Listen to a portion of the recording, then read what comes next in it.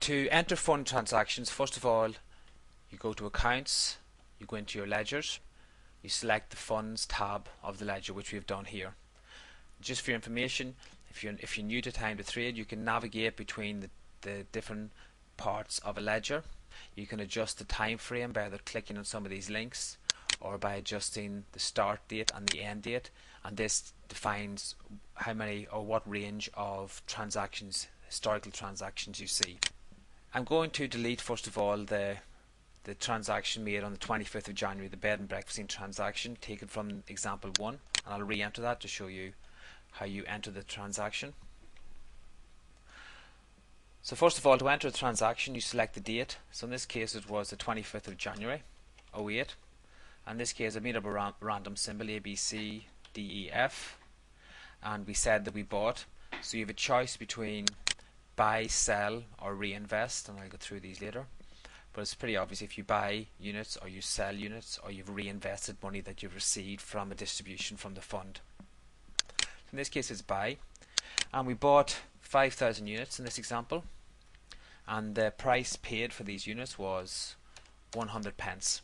In this case I'm going to leave the charges field blank, but if you received any charges as part of your acquisition, then you would enter the value here. I click on the add button then to enter the transaction. Alternatively, you can leave the price field blank and the charges blank and just put in the total cost, okay, the amount that you spent or received from the transaction into this field. But in this case I'll leave it blank. Now to look at the resulting capital gains tax liabilities from this example, after we made 2 purchases and a sale. So in this example, on the spread on the PowerPoint presentation, the gain should have been 0. So to view the taxation liabilities, select Accounts, Taxation, then Income Tax. I'm going to set the tax year to April 09. You do so by adjusting this date box. Or sorry, the tax year to the 5th of April 08. Okay, we can see here then that 3 transactions were entered into the capital gains section. First of all, we had the bed and breakfasting transaction. I'll just get my marker.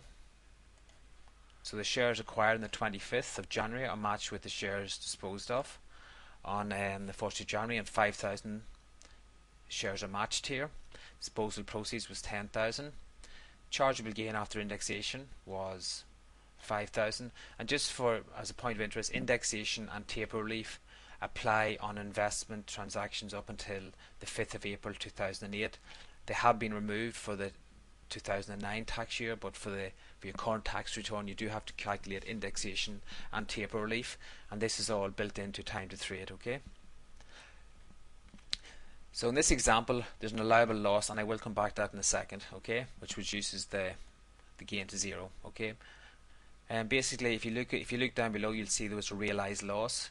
So from the shares purchased on the 1st of January, as we went through in the PowerPoint, there was a £5,000 loss. So when you calculate your capital gains tax liabilities, you have to you apportion all losses from the current year against gains. So in this case the 5,000 gain was offset by the 5,000 loss. As a result, the chargeable gain for that line item transaction was 0. If you have any carried forward losses, you would enter them in here. But there's an important difference with carried forward losses versus current year losses, as in carried forward losses should only be used to reduce the taxable gain down to your annual exemption, which was 9,200 for the tax year ending April 08. And lastly, we have the transaction here, 1st of May, 1st of January, there was no gain, etc. So the bottom line is total liable capital gains tax is 0, total taxable gains is 0 as per the example. Now, as I'll show you in a moment, if you had to make a tax return, it would be flagged here, and I'll just go and show you an example of how TIMETOTRADE would notify you that you have to make a tax return. Basically here you can see that TIMETOTRADE has flagged the reasons why you have to make a tax return for the year ending 5th of April 2008, which has to be submitted by the 31st of January. And basically the sum of the disposal proceeds in this example was greater than 36,000, etc. And then you can click on the buttons here to generate your tax return. Now it's too late now to submit a paper self-assessment of your capital gains tax. However, if you're doing your assessment online and completing your capital gains tax form online, which is SA 108, you have to submit now supporting calculations to explain how you arrived at your capital gains figures. So to generate the supporting calculations, which you can then submit online to the revenue, you click on this link, and you can see in this example it breaks down how all the figures were arrived at, how notional distributions, etc., and equalisation payments were apportioned, calculates indexation, taper relief, etc., breaks it all down, so you can include this with your submission to the revenue. And this is included with the Pro package on TIMETOTRADE. So lastly, we'll go back now and we will just enter in some notional distributions and equalisation payments. So I'm just going to go back to a different account. So firstly, I will go back to the ledger that I was working with, which is my ledgers. I'm going to go to the funds section. I'm going to start by entering a notional distribution. Typically, when you've received your statement from on dividends received, equalisation is typically in one statement, but I'm going to enter these individually. So to enter a notional distribution or an equalisation payment, click on the Add Edit button below the funds distribution section. Enter the date. So the first notional distribution was on the 1st of July. I think it was 07. And the symbol here is ABC, ABCDEF, just a random symbol. And we received a notional, let's say it was notional dividend payment. For now, I'm going to say it wasn't reinvested, doesn't apply in this example because there's no Group 2 units. So you enter now the total net dividend received, and I believe we said 150. And for reporting purposes, put in the tax credit, which is 10%, which is 15. And in this example, I will leave the equalisation payments blank. So to enter this, now you click on the Add button. The transaction has now been entered. If we now go and look at the taxation implication of this, so again, taxation capital gains, set the tax year to 08. You can see the £50. If you remember, this transaction there was no gain or loss in this transaction last time round. Just get my marker.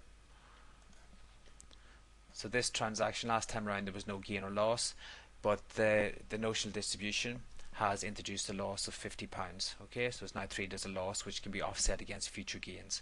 And you can see as well the £100 that was apportioned to the 1st of January transaction, half of it is now in this transaction. And lastly, we'll just enter an equalisation payment. Okay, again click on the Add Edit button associated with the funds distribution. So I'll delete this previous transaction so we can look at the impact on the capital gains page when we're finished. So I think we said on the 1st of August 2007, ABCDEF. Let's just leave this, I think we're talking about notional distributions. I'll leave the reinvested to no. So yeah, there's no, in this example we said there was no payments received. Okay, so the example was the 1st of August.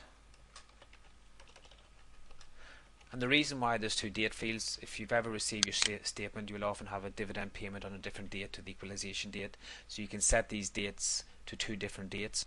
So for example, I could set this to July 07 as per the previous example. Okay. And we said that we received £500 paid against 5,000 units that we bought. So you enter in the number of Group 2 units that the equalisation payment was made against, the equalisation payment amount, and then click on the Add button. So now you go to the taxation to see the impact, capital gains, and again 08. On the very first example, we can see how this transaction, it was originally, it made no loss or gain, and now however, because you've reduced the cost to 9,500 through a Group 2 or equalisation payment, that has resulted in a gain of £500. So that really covers how to enter unit trust and OEIC investment transactions, the related treatment of notional distributions and equalisation payments.